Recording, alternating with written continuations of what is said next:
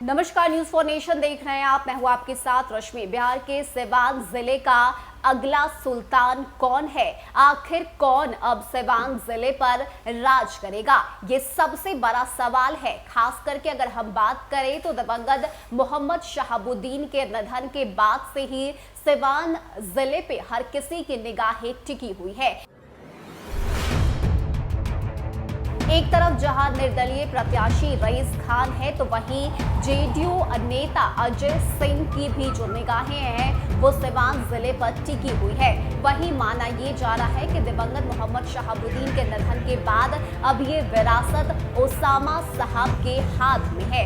ऐसे में अपने इस स्पेशल रिपोर्ट में हम आपको बताने जा रहे हैं कि आखिर सिवान जिले की तस्वीरें इस वक्त क्या कुछ बयां कर रही है और क्या कुछ तैयारियां इन तीनों की तरफ से की जा रही है ताकि सिवान जिले पर अपनी पैठ बैठाई जाए।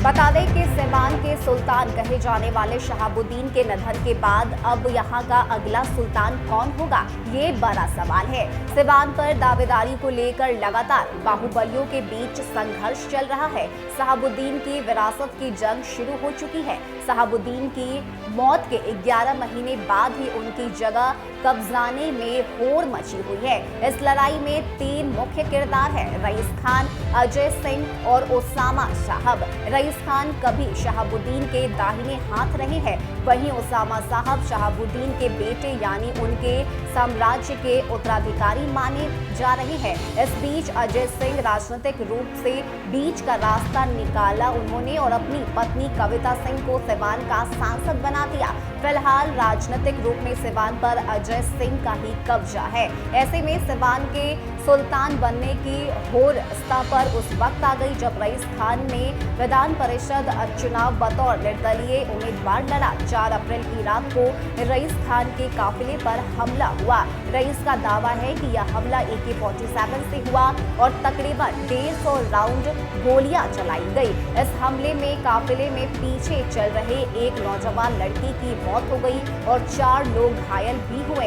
इस पूरी घटना के बाद रईस ने सिवान के हुसैनगंज थाने में ओसामा साहब सहित कुल 8 लोगों पर FIR दर्ज करवा दी। सबसे दिलचस्प बात यह है कि शहाबुद्दीन की पत्नी हिना साहब ने कहा है कि उन्होंने अपने पति को खोया और अब दिल्ली में रहने वाले उनके बेटे ओसामा पर FIR कर दी गई है। इन हालातों में यदि उन्हें न्याय नहीं मिलता है तो वह सिवान छोड़ देंगी। बता दें कि हिना साहब खुद को सिवान सीट से लोकसभा का चुनाव लड़ती है और हारती रही है। शहाबुद्दीन साल 2004 में सांसद चुने गए थे और साल 2009 में चुनाव आयोग ने उन्हें चुनाव लड़ने के अयोग्य घोषित कर दिया था। अब उस विरासत पर उनके बेटे ओसामा साहब कब्जा जमाने के संघर्ष में जुटे हुए हैं। ऐसे में बात अगर हम अजय सिंह की करें तो कभी शहाबुद्दीन के साथ रहे अजय सिंह भी बदलते वक्त के साथ शहाबुद्दीन के विरोधियों में शामिल हो गए हैं। दरअसल दरौली में अजय सिंह की मां जगमातो देवी चुनाव लड़ती हैं। 2011 में उनके निधन के बाद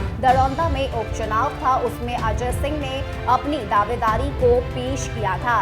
राजनीति में ऊंचा कद पाने की ललक में कभी साथ रहने वाले शहाबुद्दीन और अजय सिंह के बीच कालांतर में दूरियां बनती रही। दरौंदा में होने वाले तब के उपचुनाव को लेकर अजय सिंह ने अपनी दावेदारी पेश की, जिसे तब CM नीतीश कुमार द्वारा ठुकरा दिया गया।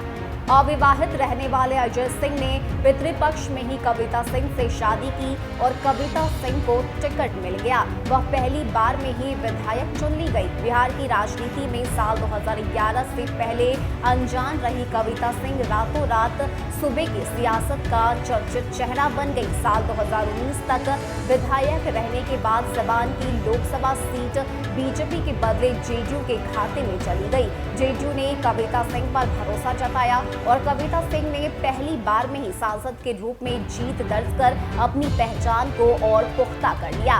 इधर रईस खान ब्रदर्स की तिगड़ी का हिस्सा है। सिवान के सिसवन प्रखंड के गयासपुर गांव के कमरुल हक के 3 बेटे हैं, अयूब खान, रईस खान और चांद खान। अपराध की दुनिया में अयूब खान और रईस खान का नाता रहा है। अयूब खान जिनकी उम्र 42 से अधिक है, उन्होंने एसटीएफ से इसी साल जनवरी में बिहार के मुजफ्फरपुर से गिरफ्तारी हुई है। दूसरी ओर निर्दलीय उम्मीदवार के तौर पर रईस खान के काफिले में हत्या, अपहरण और अन्य अपराधों के 12 मामलों का जिक्र है। इसके साथ ही खान ब्रदर्स की तिगरी में तीसरे हिस्से चांद खान का नाम शामिल है। ऐसे में सवाल में लगातार चल रहे इन संघर्षों को देखते हुए माना जा रहा है कि खान परिवार चांद खान के जरिए राजनीति करना चाहता है, इसलिए चांद खान की छवि को लेकर परिवार बहुत सचेत रहा। फरवरी 2005 में पिता कमरुल हक और 2015 में चांद खान रघुनाथपुर विधानसभा सीट से चुनाव लड़े थे। वहीं बता दें कि सहवाग में तकरीबन 15% मुस्लिम वोट है। सबसे बड़ी लड़ाई इस वोट बैंक को लेकर है। जो सिवान की सल्तनत में शहाबुद्दीन छोड़ गए हैं, उन पर सबकी निगाहें टिकी हुई है। खास करके रईस खान जैसे लोग जानते हैं कि सिवान की सल्तनत हासिल करना वह सिर्फ इस जिले में ही नहीं बल्कि बिहार का मुस्लिम चेहरा बन जाना है। ऐसे में अब सबकी निगाहें इस सीट पर टिकी हुई है और यही वजह है कि ये तीनों ही इस रेस में शामिल हैं और सिवान का अगला सुल्तान भी बनना चाहते हैं। न्यूज़ फॉर नेशन की रिपोर्ट।